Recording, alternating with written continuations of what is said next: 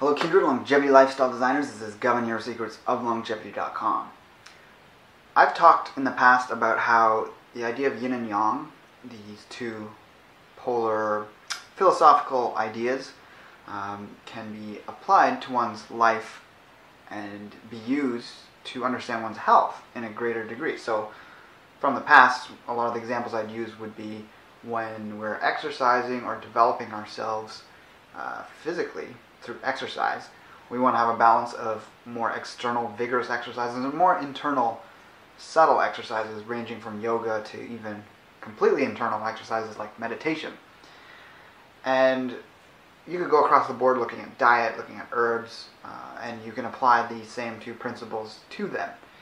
And there's qualities that are associated with this. Anything you can break down into polar opposites would fall under the categories of yin and yang, and that's kind of the philosophy of taking that approach in terms of understanding things, and then you can learn what's the most optimal way that you can improve yourself or your life through that means. One thing I was looking at recently is this idea of self-acceptance versus self-improvement. I've seen people on both sides of the coin try and argue against the other. So for example, when someone gets to the extreme of self-improvement, you see this constant need for trying to get better, and then you end up almost never actually appreciating yourself in the moment. And because of that, there emerged people who criticize the whole self-help movement, and that's completely legitimate. When you go to an extreme, there needs to be either through self-awareness or awareness from other people, and especially when it comes to sort of cultures or small movements, there's counter movements that try and bring them back into greater balance. And then the same thing could be said when you're too much into self-acceptance and just being stagnant in the moment.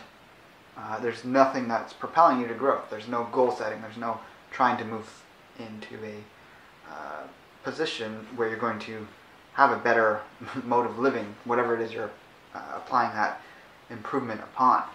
So that's all very abstract, and I wanted to give a concrete example of, if we think of just work, like as you would progress in a job, say in a corporate scenario, because a lot of people have a set idea of what the corporate work environment might look like. Even if those of us who've never worked in it, we can kind of assume that's kind of how it works to some degree, just in the stereotype of it. So the corporate go-getter might be overworked and stressed out. They might put in 10, 12, even 14-hour days sometimes, and that becomes their life. And one can imagine being in that position. It seems not enjoyable, but if someone's really passionate about getting to a certain point, that can be seen as self-improvement, although they're self-improving themselves along their career path. And as long as their full being is in that, and that's what they desire to be doing, it's the right thing to be doing. But you can bring more balance into it if you perceive progressing in your job as self-improvement. It's getting yourself towards a future goal of working yourself up the corporate ladder. The idea of self-acceptance would be allowing yourself to take some time off so that you can recuperate and get over the stresses that you've taken on through that. And by doing that, you're actually going to be better at improving and moving yourself forward. If you're constantly overworked, you're going to be underperforming more often, not necessarily able to think as clearly, or you fall into patterns of unhealthy habits, whether it's trying to eat quickly and eat foods that are just most convenient, so you never actually put in the time to have that healthier lifestyle, which can in and of itself be extremely supportive to a really high stress focused career.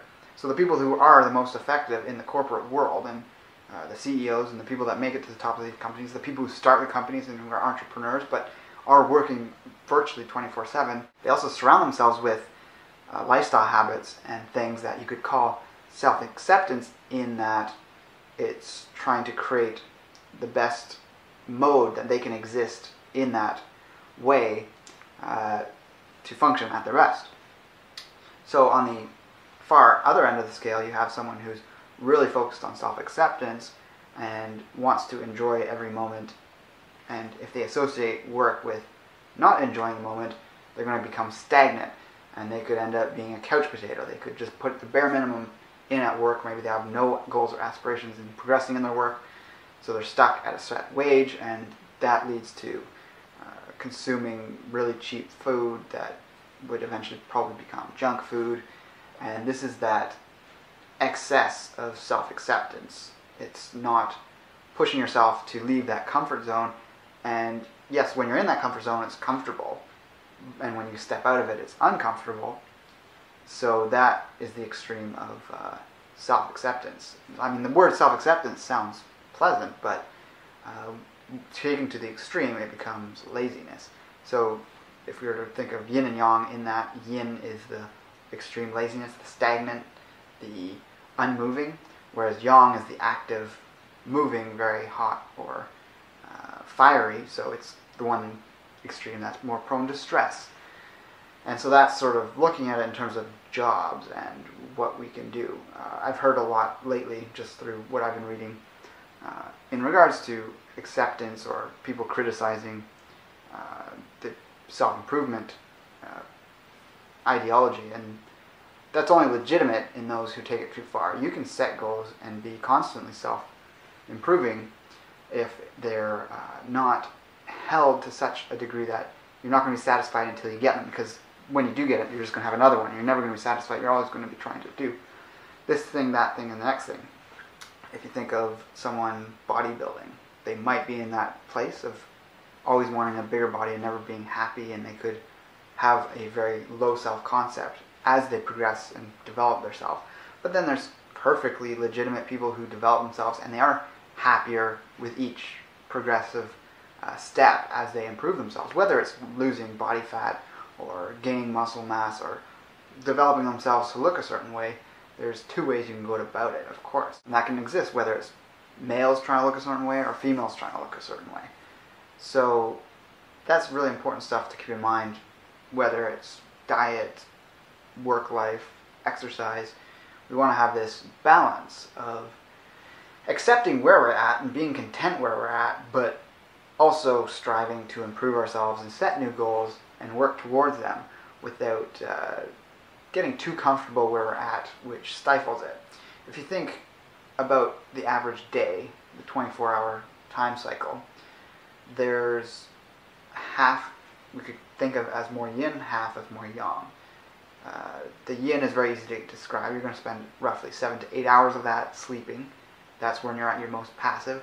The other 4 or so hours are going to be spent doing things like eating. That'll be a big chunk, 2 to 3 meals, however often you eat per day. You want to be resting and digesting that food. Any naps or breaks you take if you're at work. Hopefully you're not napping at work, maybe. And maybe just vegging out, watching something, whether it's a movie once in a while. And you can kind of think of that as your most yin, most self-accepting time of day. And then your most active time of day is going to be where you do most of your job. If you're working and you're in a career, it will be where you do all your chores for the home. It's where you're going to exercise and be active. And it's going to be all those things, errands, to shop or whatever. That is going to make up that part of your day. So you can think of balancing yourself in that way by applying this yin and yang idea as well. And obviously not every single day is going to be the same. You're going to have days where you are more active for longer, and you might get less sleep if you're trying to meet a deadline. You're going to have times when you have more leisure time and you can catch up and rejuvenate by going more internal and reflecting. And we need that balance in that way too. But on average, you want to have that sort of division. It's obviously not clear cut, because sleeping is a lot more yin than sitting down to eat. And exercising is a lot more yang than just doing the dishes. But yeah, the yin-yang paradigm can just be mulled over and thought about, and you can kind of see how it fits in and can apply to various things in your life. So let me know what you think about this video in the comments below. Like, favorite, and share the video if you feel so inclined. Subscribe if you haven't done that before. And with that, I'll talk to you next time. Take care and embrace life without limits.